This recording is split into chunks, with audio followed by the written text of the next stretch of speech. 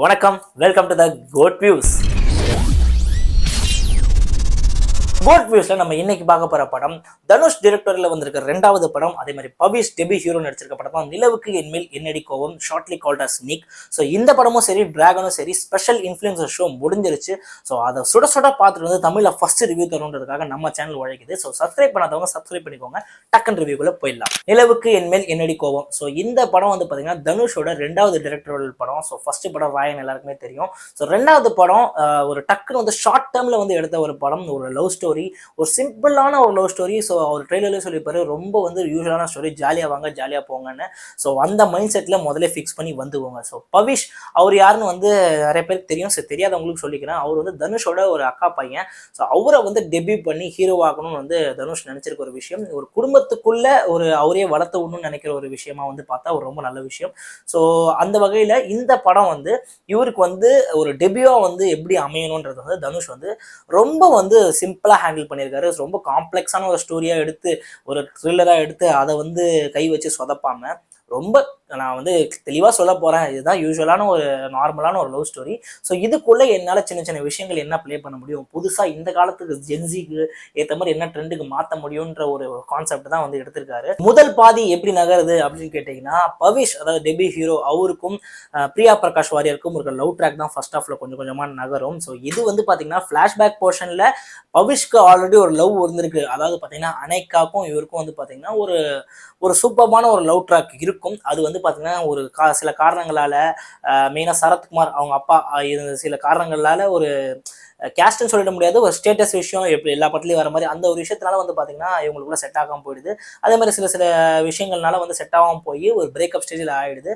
So இந்த பையன் ஒரு சூப் பாய், அதாவது வந்து ஒரு லவ் பிரேக்கப் ஆன பையன் திருப்பி பிரியா பிரகாஷ் வாரியர் எப்படி வந்து ஒரு லைஃப்குள்ளே என்டர் ஆகிறாங்க, இவங்களோட ரிலேஷன்ஷிப் எவ்வளோ கொஞ்சம் மெச்சூர்டா, அந்த ஜென்சிலேருந்து கொஞ்சம் மெச்சூர்டா இந்த ரிலேஷன்ஷிப் எப்படி போய் ஒரு கல்யாணம் வரைக்கும் போகும்போது திருப்பி வந்து இந்த ஒரு எக்ஸ் அனைக்காவோ இவர் வந்து திருப்பி வந்து வாழ்க்கைக்குள்ள வர்றாங்க.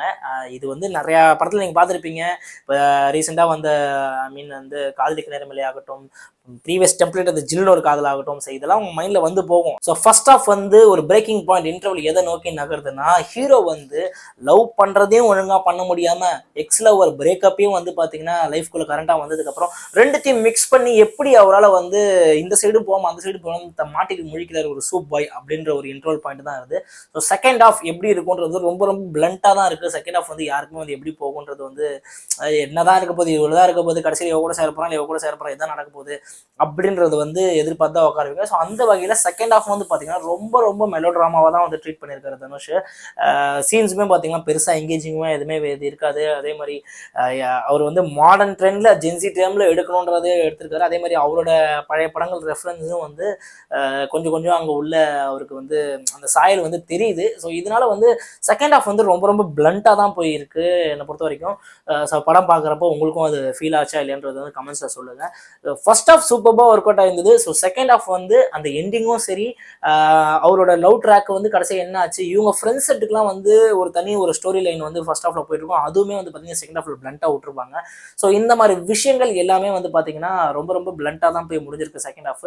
ஸோ ஓவராலாக பார்க்குறப்ப ஒரு என்ட்ரியா ஒரு டெபியூவா வந்து அவரோட அக்கா பையனுக்கு அவர் எப்படிப்பட்ட ஒரு கதையை கொடுத்துருக்காரு, பெர்ஃபார்மன்ஸ் ஓரியன்டா ஓகே, ஒரு நீட்டான பர்ஃபார்மன்ஸ், ஒரு ஃபர்ஸ்ட் படம் மாதிரி தெரியக்கூடாதுன்றதுக்காக. அதே மாதிரி அவரோட சாயல் வந்து எதுவுமே இருக்கக்கூடாது, நம்மளோட தனுஷ் அவரோட சாயல் எதுவும் இருக்கக்கூடாதுன்றதுக்காக அதையுமே வந்து கொஞ்சம் நீட்டாக ஹேண்டில் பண்ணியிருக்காரு தான் சொல்லணும். பட் என்னதான் சொன்னாலுமே அவரோட ஃபேஸை வந்து நம்ம பார்க்குறப்ப எப்படி தனுஷோட சாயல் அங்கங்கே வந்துடுது, அதை தவிர்க்கவே முடியாது. ஜிவி பிரகாஷ் அவரோட துள்ளான இசை வந்து படத்துக்கு வந்து பெரிய பெரிய பூஸ்ட்னு சொல்லணும். பாடல்கள் வந்து கோல்டன் ஸ்பேரோ ஆகட்டும், அப்புறம் அந்த லவ் ஒரு சாங் வந்து ஃபெயிலியர் ஆகட்டும், எல்லாமே வந்து பார்த்தீங்கன்னா நல்ல ஒரு ஹிட்டான சாங்ஸ். விஷுவலும் எந்த வித காம்ப்ரமைஸ் இல்லாமல் சூப்பராக வந்து எடுத்திருக்காங்க. ஸோ அந்த வகையில் பாடல் வந்து 100% 100/100 ஒர்க் அவுட் ஆயிருக்கு. ஸோ ஜிவி பிரகாஷ் பிஜிஎம் வைஸும் நல்லா ஒர்க் பண்ணியிருக்காரு. So GV Prakash is major plus to this movie. So இந்த வகையில் இந்த படம் வந்து ரொம்ப ஒரு ஆவரேஜான ஃபிளிக் தான். ஸோ நீங்கள் அடிச்சு பிடிச்சிட்டு போய் தேட்டரில் போய் பார்க்கணுன்றத வந்து கேட்டிங்கன்னா என்னை பொறுத்த வரைக்கும் வேணாம் தான் சொல்லுவேன். ஸோ ஓடிடியில் பார்க்கணும் இல்லை என்ஜாய் பண்ணணும் அப்படின்றதுனா கண்டிப்பாக ஓடிடியில் பார்க்க வேண்டிய படம் தான் இது. ஸோ இது என்னோட வியூ. இது வந்து நீங்கள் பார்க்கக்கூடாது, உங்களோட டேக் வந்து நீங்கள் வந்து தாராளமாக எடுத்துக்கலாம். ஸோ இதுதான் இந்த நிலவுக்கு என்மேல் என்னடி கோபம் நிக் படத்தோட ஷார்ட் ரிவ்யூ. ஸோ மீண்டும் வந்து அடுத்த ரிவ்யூவில் சந்திக்கலாம். ஸோ இந்த ரிவ்யூ வந்து உங்களுக்கு பிடிச்சிருந்ததுன்னா லைக் பண்ணுங்கள், சப்ஸ்கிரைப் பண்ணுங்கள். சப்ஸ்கிரைப் பண்ணாலும் தயவுசெய்து சப்ஸ்கிரைப் பண்ணி விட்ருங்க. So until next review, bye from good.